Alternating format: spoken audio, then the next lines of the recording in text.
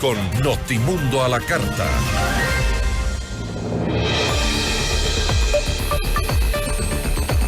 $3,000 millones busca el gobierno obtener con un nuevo crédito con el Fondo Monetario Internacional. A pesar de medidas con implicaciones directas a la ciudadanía, como el incremento del impuesto al valor agregado, los ingresos del país no son suficientes para acortar el déficit fiscal. La entrevista a la carta, en diálogo directo con los protagonistas de los hechos. Nos acompaña Hans Soledispa, experto económico. Buenas tardes, ¿cómo está? Gracias por acompañarnos.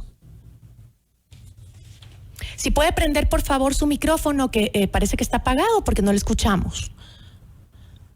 A ver si le tenemos el audio. Sí. A ver, ¿cómo está, Hans? Bien, buenas tardes. Qué gusto estar en este espacio. Un saludo a toda su gentil audiencia. Muchísimas gracias. Ahí ya le escuchamos perfecto.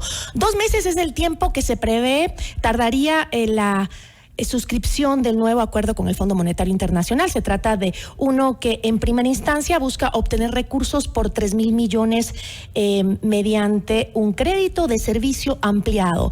Estos créditos se suelen pagar entre 4 y 10 años. Cuéntenos, ¿cuáles son las particularidades de este tipo de acuerdo con el Fondo Monetario Internacional? Bueno, en principio, ¿por qué llegamos a esa situación? Como bien mencionabas en la introducción, la contabilidad pública, la contabilidad del gobierno nacional es de modo que hay muchos más gastos que los ingresos que tiene. Uh-huh. El gobierno, ¿dónde obtiene ingresos? Básicamente de las rentas petroleras y del cobro de los impuestos. Todos los años, al menos desde que cayó el precio del petróleo, la situación es que los gastos son mayores que los ingresos. Se busca un crédito de $3,000 millones, pero el déficit, es decir, esta diferencia de la necesidad de gastos más las necesidades de financiamiento para poder cubrir con las deudas y todas las obligaciones, ascienden a $11,000 millones para este 2024. Entonces, bueno, este crédito que ojalá se pueda dar y en buenas condiciones con el fondo, resolvería una proporción de estas necesidades de financiamiento que ascienden a $11,000 millones.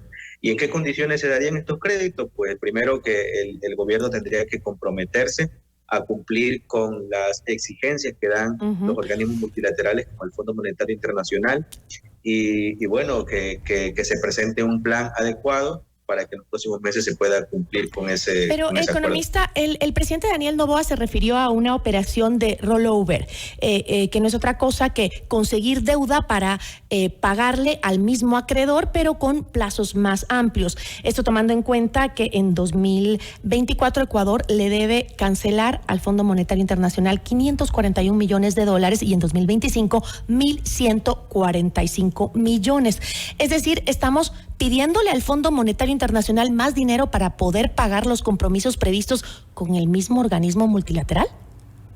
Es lo que hace todos los años el país, desde aproximadamente el año 2014, cada vez que hay estas necesidades de financiamiento, incluido el pagar deuda externa, lo que se hace es adquirir más endeudamiento, nos endeudamos más para pagar la deuda. Es como el equivalente a una persona que no le alcanza el sueldo para pagar la cuota de la tarjeta de crédito y pide una más en efectivo para pagar la cuota de la tarjeta y eso lo difiere a más meses. Así sigue incrementando el endeudamiento, en lugar de hacer lo que haría una persona o una familia con una salud financiera estable, es decir, tratar de reducir el gasto.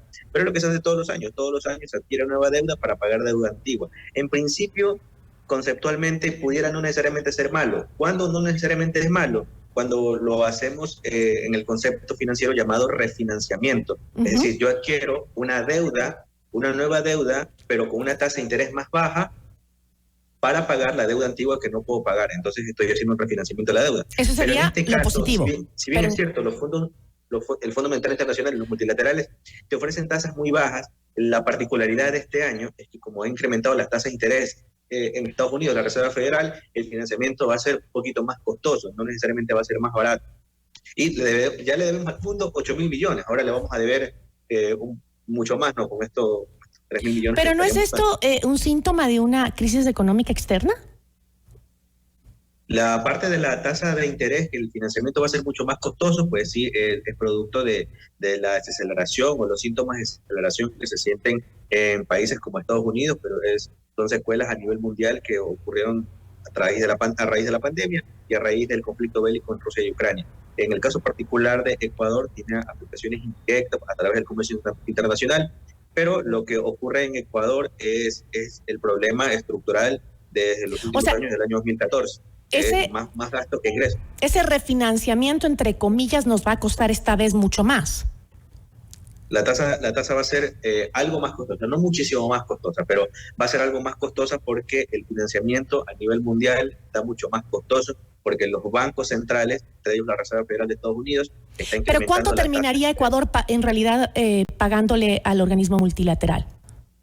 Bueno, eso está por verse en las negociaciones, en las próximas reuniones que se hagan, las revisiones técnicas, pero será una cifra más alta que en los créditos anteriores, por este indicador que le menciono, porque la Reserva Federal tiene un poco de tasas más altas. Sin embargo, igual seguirán siendo tasas más convenientes que adquirir créditos con ciertos bancos en específico, con ciertos fondos de inversión, con colocar bonos, porque a Ecuador, si va en condiciones normales a pedir crédito a cualquier acreedor, se van a fijar mucho en el indicador financiero riesgo país. En este momento están alrededor de los 1.500 puntos. Es decir, Ecuador, si va afuera, le va a costar 15, 17% un crédito a raíz de unos bonos soberanos, lo cual es impagable. Crédito de consumo de las personas. Pero sin embargo, el gobierno había señalado que la buena relación que mantiene con los Estados Unidos permite un acuerdo con condiciones favorables para el Ecuador.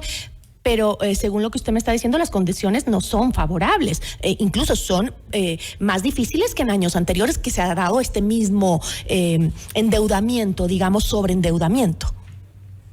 Claro, bueno, cuando el presidente habla de buenas relaciones, habla en términos comerciales, en términos de firmar acuerdos, de tener preferencias arancelarias, de tener ciertas relaciones y buenos aspectos positivos en cosas que quizás en anteriores eran tabúes. Pero en casos específicos de financiamiento, pues ahora mismo Estados Unidos está en una situación en la que se vio obligado o han tomado la decisión de elevar las tasas de interés, y eso impulsa que el financiamiento que ellos le den a todo el mundo, no necesariamente a Ecuador, sea mucho más costoso. Pero sin embargo, es más favorable que adquirir créditos en banca internacional. No va a llegar a las tasas del 15%, estamos hablando de 5 o 6% máximo. Pero si bien no pueda llegar a esas tasas, igual nos está costando más cuando el país ya está bastante endeudado internamente incluso. Ahora, el pago de esta de deuda no se está convirtiendo en una bomba de tiempo para el país que no logra incrementar sus ingresos, pero sí sus gastos. Eso sí es lo que le mencionaba, es totalmente insostenible, es el equivalente a una persona cuyo sueldo no le alcanza para pagar ni siquiera la cuota de la tarjeta de crédito. Entonces, para poder quedar, entre comillas, bien con el banco, lo que hace es, cada vez que no le alcanza para pagar la cuota, va y pide un avance en efectivo, incrementando más la deuda, pero no hace nada con su ingreso y no hace nada con su gasto. Lo que hay que hacer es los consejos lo que hacen las amas de casa y lo que hacen cualquier persona financieramente responsable, y es lo que ha mencionado, reducir el gasto de una manera agresiva. Ya es hora, porque si no, después va a seguir incrementando todos los años, sin ningún control. Y el mismo manejo lo hemos visto un poco con el presupuesto general del Estado, que es superior al del 2023. Así es, todos los años hay un incremento inercial, y lo que se busca o lo que se piensa, o quizás hay el mito del sector público, que mientras más presupuestos, mejores servicios, cuando no necesariamente es así. Cuando lo que hay que fijarse no es tanto en la cantidad de recursos que tiene un ministerio, ya sea salud, educación, sino que no solo la cantidad, sino también fijarse en la calidad del gasto, en la eficiencia del gasto. Al irse de rubros importantes como salud, seguridad y educación, no solamente es incrementar el presupuesto. Sabemos que por ley todos los años se tiene que incrementar el presupuesto en salud, en educación, pero no hablamos de la calidad, también incrementar la calidad de los servicios y ver dónde se está filtrando el presupuesto. Vemos que hace poco se descubrió, entre comillas, que hay unos megasueldos en el sector público de hasta $60,000 mensuales, cosa que ni siquiera debería estar permitido en la ley o no está permitido en la ley, y se empieza a corregir. Seguro, si buscamos más, vamos a encontrar muchísimas más ineficiencias y distorsiones dentro del propio sector público que incrementan estos presupuestos y que hace que cada vez tengamos mucho más gastos que los ingresos, y estamos todo el tiempo viendo cuántos puntos le subimos al IVA, vemos cuánto nos presta el Fondo Monetario Internacional, en lugar de revisar casa adentro y reducir los gastos. Ahora, el Fondo Monetario Internacional, dijo usted, requiere de ciertos compromisos de Ecuador para aceptar este tipo de operaciones, ¿no? ¿Cuáles serían esos compromisos ahora?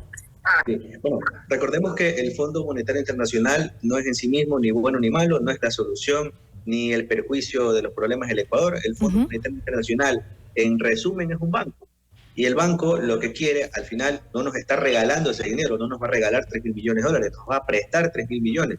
Y como buen prestamista, como buen acreedor, lo que quiere o lo que le interesa también es que estemos en condiciones en el futuro pagarle o devolverle ese dinero. Entonces, cuando el Fondo Monetario dice, yo quiero, creería yo que me deberías devolver ese dinero en condiciones buenas y en los plazos adecuados, necesito yo que te pongas en orden en tus finanzas casa adentro. Entonces el fondo lo que hace es dar unas recomendaciones, sugerencias, compromisos u obligaciones, digámosle, con la intención de que Ecuador cumpla con los pagos a ese crédito, porque no es un dinero regalado, es un dinero prestado. ¿Cuáles serían esas condiciones? Pues bueno, es lo que siempre se ha hablado, que es reducción de subsidios. Lo que se habla es de tratar de buscar dónde se puede reducir el gasto público, y una de las cosas que, bueno, que también es clásica del FMI también, es que se detenga ciertas obras de infraestructura que no se consideren relevantes, que no sean importantes para la coyuntura del país.